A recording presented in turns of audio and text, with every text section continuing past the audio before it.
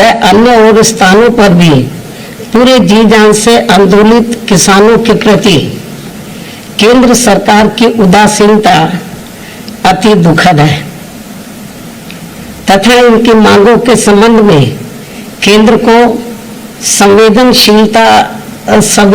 संवेदनशील होकर गंभीर व संवेदनशील होकर काम करने के लिए इन पर अब संसद में हर प्रकार का दबाव बनाना अत्यंत जरूरी है। साथ ही केंद्र सरकार की गलत आर्थिक व अन्य नीतियों एवं कार्यकलापों आदि से देश में बढ़ती बेरोजगारी के बीच खासकर पेट्रोल, डीजल व रसोई गैस आदि की कीमतों में लगातार हो रही वृद्धि से व महंगाई के आसमान छूने से भी अब लोगों के सामने काफी दिक्कतें व मुश्किलें आदि खड़ी हो गई हैं। इस पर भी केंद्र सरकार की लापरवाही से जनता काफी त्रस्त है। इतना ही नहीं बल्कि देश में कोरोना पीड़ित परिवारों की मदद व तेज गति से टीकाकरण आदि के संबंध में भी सरकार ने घोषणाओं की बाढ़ तो खूब लगा दी है, किंतु उन पर सही से अमल नहीं होने से भी देश की जनता काफी ज्यादा परेशान है। ये भी अति गंभीर व चिंता की बात है। बीएसपी के सांसद इन सभी खास मुद्दों को गंभीरता से उठाने के साथ ही अन्य और भी जनहित व राष्ट्रहित के जरूरी मुद्दों पर अपनी पूरी तैयारी के साथ अपनी बात संसद में जरूर रखें। ये इनको पार्टी का निर्देश भी है।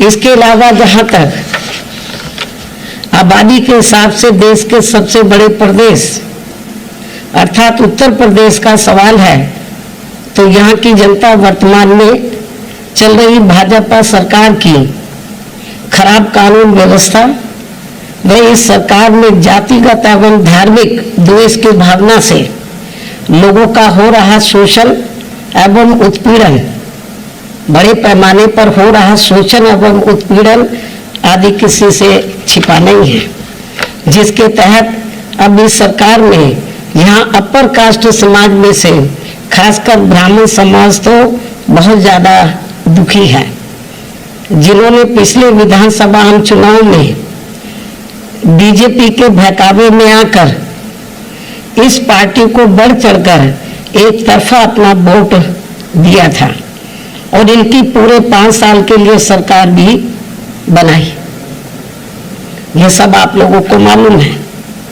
हालांकि इस मामले में मुझे उत्तर प्रदेश के खासकर दलित वर्ग के लोगों के ऊपर नाज है, गर्व है,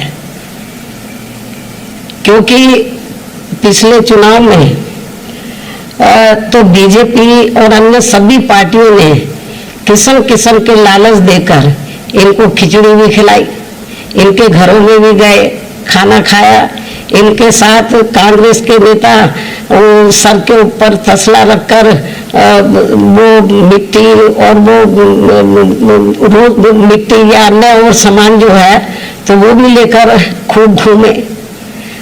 बीजेपी ने खूब खिचड़ी खिलाई इनको, तो हमारे लोगों ने बोला खिलाओ जाओ खिचड़ी, खिचड़ी भी खाई।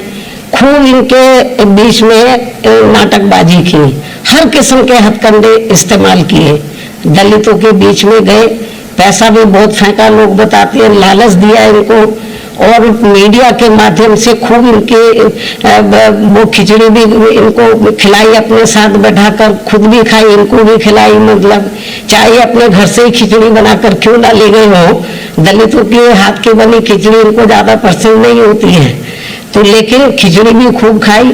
यही नाटक बीजेपी के साथ साथ कांग्रेस ने भी खूब किया। लेकिन अच्छी बात ये रही कि अभी तक यूपी में जितने भी चुनाव हुए हैं, चाहे पिछला विधानसभा का आम चुनाव हुआ है, तो ये लोग इनके बहकावे में नहीं आए। बीजेपी के, कांग्रेस के, अन्य किसी भी पार्टी के बहकावे में नहीं आए और एक तरफा अपना वोट इन्होंने बहुजन समाज पार्टी को दिया। इसीलिए बीएसपी का जो हमारी चाहे सीटें कम थी पिछली बार, विधानसभा के आम चुनाव में सीटें जरूर कम हुई है, लेकिन वोट का प्रतिशत हमारा कम नहीं हुआ। हमारा वोट का प्रतिशत समाजवादी पार्टी से भी ज्यादा था। लेकिन ये ब्राह्मण समाज के लोग इनके बहकावे में आ गए। इन्होंने खूब साम दाम दंड भेद आदि हथकंडे इस्तेमाल किए। इनके बहकावे में आकर तो बीजेपी को एक तरफा अपना वोट दिया और इनके 5 साल के लिए सरकार बनाई।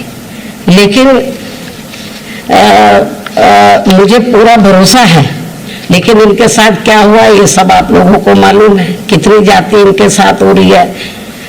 लेकिन मुझे पूरा भरोसा है कि अब ये ब्राह्मण समाज के लोग इस पार्टी को, यानी कि भारतीय जनता पार्टी को अपना वोट देकर वे आगे इनकी सरकार बनाकर इनको अपना, ये जो भी पिछला चुनाव हुआ, मुझे पूरा भरोसा है कि अब ये ब्राह्मण समाज के लोग जो इन्होंने पिछले चुनाव में इनको इनके बहकावे में आकर अपना वोट देकर इनकी सरकार बना दी थी पूरे 5 साल के लिए, अब वो पछता रहे हैं।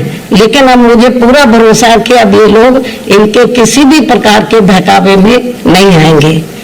ऐसे में लेकिन फिर भी ये लोग फिर हथकंडे इस्तेमाल करेंगे बीजेपी के लोग इनको गुमराह करने के लिए, ताकि ये वोट बीजेपी के पास बना रहे ब्राह्मण समाज का, फिर किस्म किस्म के हथकंडे इस्तेमाल करेंगे।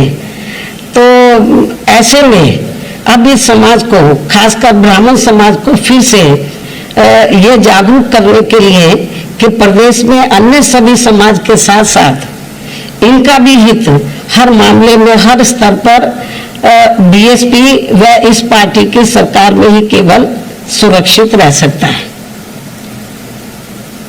और इसका एहसास कराने व इनको सन 2007 की तरह फिर से बीएसपी में जोड़ने के लिए इसी महीने 23 जुलाई से मेरे दिशा निर्देशन में बीएसपी के राष्ट्रीय महासचिव व राज्यसभा सांसद श्री सतीश चंद्र मिश्रा जी के नेतृत्व में इनकी धार्मिक भावनाओं को भी ध्यान में रखकर यह अभियान अयोध्या से शुरू किया जा रहा है। मुझे पूरी उम्मीद है कि यूपी के ब्राह्मण समाज के लोग अपने मान सम्मान व सुरक्षा तथा अपनी तरक्की आदि के लिए फिर से बीएसपी से जुड़कर इस बार अपने सब समाज की लोकप्रिय सरकार जरूर बनाएंगे। और इस बार ये लोग भारतीय जनता पार्टी के किसी भी बहकावे में नहीं आएंगे, किसी भी हथकंडे के बहकावे में नहीं आएंगे, बल्कि दलितों की तरह ये अटल रहेंगे। और अटल रहकर जैसे सन 2007 में इन्होंने हमारी बात को माना और बीएसपी के साथ जुड़े हमारी सरकार बनाने में पूरा इन्होंने सहयोग दिया, वोट भी दिया तन मन धन से पूरा। लेकिन हमारी सरकार जब बनी तो हमने इनके हितों का हर मामले में हर स्तर पर पूरा ध्यान रखा। लेकिन अब वो पछता रहे हैं, इनके बहकावे में आ गए। दलित लोग इनके बहकावे में नहीं आए तो बहुत इन्होंने हथकंडे इस्तेमाल किए, कितनी यात्राएं निकाली इन्होंने, तो रथ भी कई निकाले इन्होंने, बहुत नाटकबाजी की। लेकिन मुझे अपने दलित वर्गों के ऊपर पूरा नाज है, दिल से नाज है, गर्व भी है कि ये लोग टच से मस नहीं हुए और बीएसपी के साथ खड़े रहे। तो मैं ब्राह्मण समाज से भी ये उम्मीद करती हूँ कि इनको कितना परखोगे, कितना आजमाओगे। इनको आजमा लिया आपने 5 साल पहले, कांग्रेस के जमाने में भी ब्राह्मण समाज ने इनको आजमाया, अब इन्होंने भी और भी पार्टियों की सरकारों में आजमाया, अब वो बीजेपी को भी आजमा लिया, कितना आजमाओगे। अब इनको तिलांजलि देनी चाहिए और बीजेपी के बहकावे में न आकर तो सन 2007 की तरह बीएसपी से इनको जुड़ना चाहिए और दलितों से प्रेरणा लेकर, चाहे कितना भी इनको लालच दे दे ब्राह्मण समाज को, कितना भी बहकाने की कोशिश करें, जैसे दलित लोग गुमराह नहीं होते हैं, बहकावे में नहीं आते, ऐसे इनको भी बहकावे में नहीं आना चाहिए। इस उम्मीद के साथ ही अब मैं अपनी बात यही समाप्त करती हूँ। धन्यवाद।